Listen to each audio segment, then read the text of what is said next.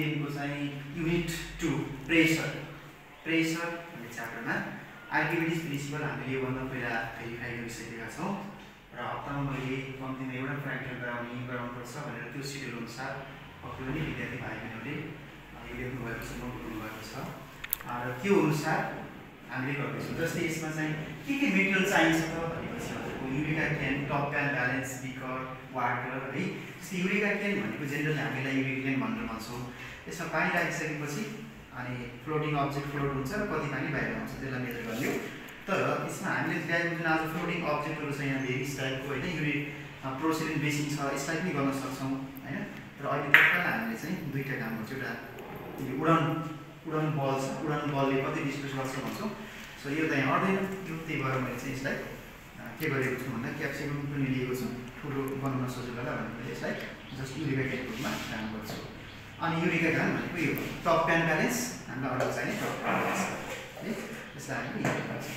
त्यसपछि अब floating object भनेको थुप्रै छ यहाँनिर। अहिले हामी जस्ट एउटा क्याप्सिकमलाई राखेर गर्छौँ, क्याप्सिकम फ्लोटिङ अब्जेक्ट हो। त्यसपछि उडान बलको हामीले काम गर्छौँ है। त्यसको लागि थ्योरी भनेको त law of flotation is that every floating body displaces the liquid equal to its own weight, that is weight of floating body is equal to weight of liquid displace.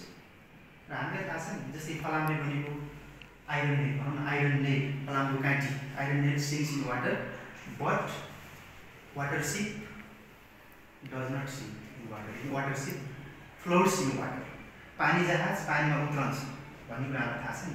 त्यस्तै हामी डुङ्गा चढिरहेको छौँ अथवा देखिरहेको छौँ, बोटिङ गरिरहेको छौँ, र डुङ्गा पनि पानीमा के गर्छ हामीले उत्रिएको देखिरहेको छौँ।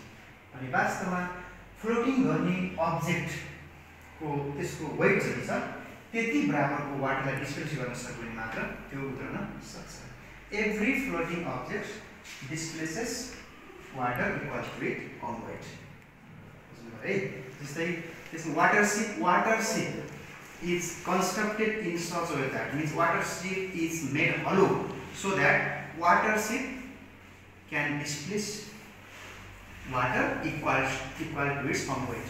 पानी जहाजले आफ्नो वेट बराबरको पानीलाई के गर्छ डिस्प्लेस गर्न सक्छ, त्यो कारणले उत्रन्छ भन्ने कुरा हामी आज भेरिफाई गर्दैछौँ। त्यसको लागि जस्ट यो फ्लोटिङ अब्जेक्टको कुरा भयो। ओके, अब्जेक्सन टेबल हामीले बनाउनु आएको छ, क्याप्सिकम लिएका छौँ अनि उडान ब्लकको ठाउँमा हामी के राख्छौँ, उडान बलको यहाँनिर चाहिँ राख्छौँ सही। अब सबैभन्दा पहिले हामीले के गर्नु पर्यो त भन्दा बिकर, मैले यो बिकरलाई लिन्छु, बिकरलाई के गर्छु भनेपछि अब यसलाई वेट लिन्छु, यसको वेट कति छ भनेर हामीले चाहिँ लिन्छौँ। अनि यो जिरोमा छ कि छैन भन्ने कुरा ख्याल गर्नुपर्छ है। जिरोमा छ र यसको वेट 110 ग्राम भएर हामीले यसलाई 110 ग्राम हुनुपर्छ। र अर्को कुरा बुझ्नुपर्ने कुरा के छ भाइ बहिनीहरू भनेपछि 1000 ग्राम भनेको 1 किलोग्राम हो, which is equal to 10 newton हुन्छ। मैले मासलाई वेटमा कन्भर्ट गरेको छु। त्यसो गर्दा 1 gram is equal to 10/1000, that means 0 cancel out, 1/100 newton. So ग्रामलाई 100 ले डिभाइड गर्नुभयो भने यो सिधै के जान्छ त न्युटन जान्छ। अब 100 लाई 100 डिभाइड गर्दा कति हुन्छ 1.1 न्युटन भनेर आयो। यो त weight of little beaker which is same. हामी यही बिकरमा नै प्रयोग गर्छौँ, चेन्ज गर्न मिल्दैन है। अब त्यसपछि क्याप्सिकमको पनि हामीले के गरौँ वेट निकाल्दैछौँ। हेर्नुहोस् यसको वेट आएको छ 110 ग्राम नै आएको छ। यसको वेट कति आएको छ 110 ग्राम आएको छ हो। ल क्याप्सिकमको वेट कति आयो त, क्याप्सिकमको वेट यहाँनिर छ है, यो चाहिँ बिकरको, यो चाहिँ सेम हुन्छ 110 ग्राम मिन्स 1.1 न्युटन। अब त्यसपछि हामीले अर्को बल है, उडान बल फ्लोटिङ अब्जेक्ट, यसलाई लिएर गर्दैछौँ। त्यस्तै अरू हजुरले गर्न सक्नुहुन्छ थुप्रै अरू अब्जेक्ट लागि। यसको वेट कति छ भन्नुहुन्छ भने यसको वेट छ 40 ग्राम छ। कति छ भन्नुहोस् त 40 ग्राम छ है, 40 ग्राम छ हेर्नुहोस् त 40 ग्राम भने 40 ग्राम त्यो भनेको 0.4 न्युटन भयो। 40 डिभाइडेड बाइ 100 भनेको 0.4 न्युटन भएर है भन्न सक्छौँ। तर हामी यहाँ यसमा लेख्ने होइन है, यो भनेको हाम्रो वेट अफ युनिट बिकर हो, सेम छ। सो यहाँनिर वेट अफ अब्जेक्ट भनेको हाम्रो उडान बलको कति भयो 40 ग्राम, इट मिन्स 0.4 न्युटन। अब हाम्रो काम भनेको यसलाई पानीमा राखेर काम गर्छ यसको लागि जस्ट पहिले पानी राखौँ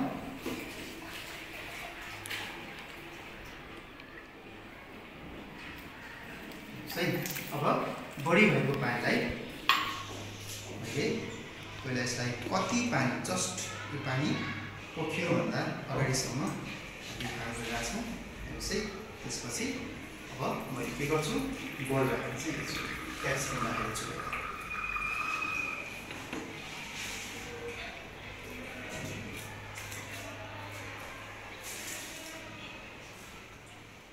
ठिक छ अब यसमा के हुन्छ भने हाम्रो यसमा त्यो समस्या हुँदैन है यसमा हाम्रो यो पाइप पनि सानो छ यसमा इयरले गर्दा इयरभित्र गयो भने केही पानी यहाँ रहन सक्छ भने थोरै केही ग्राममा फरक पर्न सक्छ सरी मैले फेरि पानी के भने यसलाई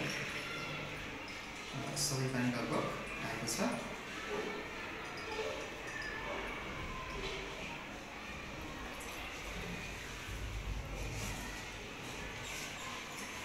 सही अब यो राख्दाखेरि यसले कति वाटर डिस्प्लेस हुन्छ त भन्नको लागि त हामीले यो विकल्प प्रयोग गर्छौँ यसको वेट लिइसकेको छ 110 ग्राम छ अब यसलाई मैले यसमा राखेँ भने चाहिँ क्याप्सिकम मैले राख्दैछु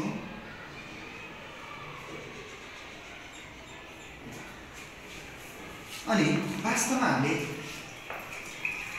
बिकरलाई किन जोड्नु परेको हामीलाई चाहिएको त्यो वेट अफ वाटर डिस्प्लेस हो तर यहाँ त के छ this is the beaker water with beaker अनि वाटर विथ बिकर वेट कति हुन्छ अनि त्यसबाट सबट्र्याक्ट गरेपछि त्यो डिस्प्लेस्ड वाटरको वेट भनेको फ्लोटिङ अब्जेक्टको वेटसँगै पाउनुपर्छ 1.1 न्युटन आउनुपर्छ है यसलाई केही पानी पुग्यो त्यसले थोरै फरक पार्न सक्छ मेजरमेन्टमा है अब यो कति आउनु पर्ला गेस गर्न सक्नुहुन्छ यो चाहिँ हाम्रो 110 ग्राम छ 20 लिटरको है क्याप्सिकमको चाहिँ 110 छ भने 220 ग्राम आउनुपर्छ बिकर छ 220 ग्राम आउनुपर्छ अब थोरै यहाँनिर अझै आउँदैछ 220 नआउन सक्छ थोरै हाम्रो समस्या देखा परि होइन यहाँनिर अझै केही पानी यसमा रह्यो है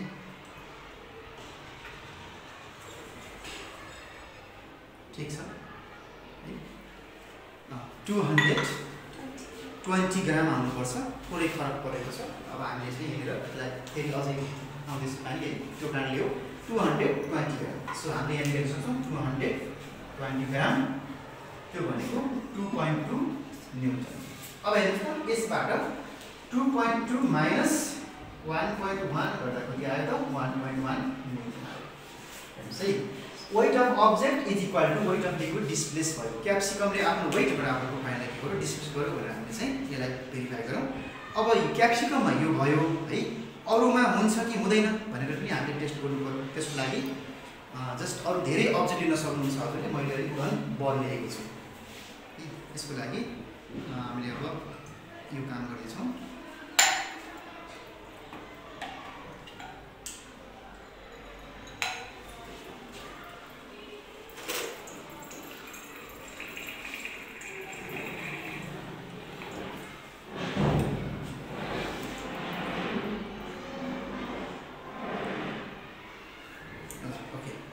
यसपछि मैले के गर्छु भनेपछि हामीहरू बललाई यसमा जेन्टली मैले बललाई हेरेर राख्छु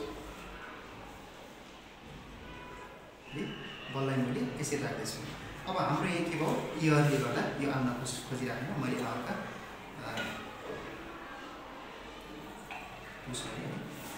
हावा बिचमा हावा आउने चाहिँ यो नआएको हो हेर्नुहोस् अब यो कति हुनुपर्छ होला हाम्रो उडान बलको वेट हामीले अलिक ठिक छ लेभल हामीले अघि लिएको थियौँ उडान बलको वेट कति आएको भन्दा अघि लिँदा कति आएको 40 ग्राम आएको त्यसलाई अझै हामीले एकचोटि मेजर गरेर उडान बललाई कति आउँछ 40 ग्राम छ हाम्रो उडान बलको वेट होइन यसलाई हेर्नु उडान बलको वेट कति रहेछ त भनेर हामीले उडान बलको वेट ल्याउँछौँ त्यसो गरिन्छ 40 ग्राम आउँछ उडान बलको वेट छ 40 ग्राम छ है 40 ग्राम छ उडान बलको वेट सो उडान बलको वेट कति भयो त 40 ग्राम आयो 40 ग्राम भनेर हामीले अघि नै लिइसकेको छ 0.4 न्युटन भयो अब यसपछि 40 ग्राम 110 ग्राम भनेपछि 150 ग्राम हुनुपर्छ यो पानी र बिकरको वेट कति हुनुपर्छ त 150 ग्राम हुनुपर्छ यस 150 ग्राम 150 ग्राम भनेपछि हजुरले यहाँनिर नोट गर्नुहोस् अब कति भयो त 150 ग्राम मिन्स 1.5 अब फेरि हामीले घटाउनु पर्यो नि है त्यो त water with weight of displaced water with beaker minus weight of beaker means 1.5 minus 1.5 minus 1.1 गरेपछि हजुर कति आयो त यो 0.4 अब यो हामीले के लेख्यौं यहाँनिर भन्दा W3 minus W1 भनेको चाहिँ W2 रहेछ है यहाँ पनि त्यही छ भन्नुको मतलब weight of this capsicum is equal to weight of water displaced, weight of wooden ball is equal to weight of water displaced by the wooden ball. So conclusion here weight of displaced, weight of floating of body is equal to the weight of water displaced, hence law of flotation is defined. Thank you very much.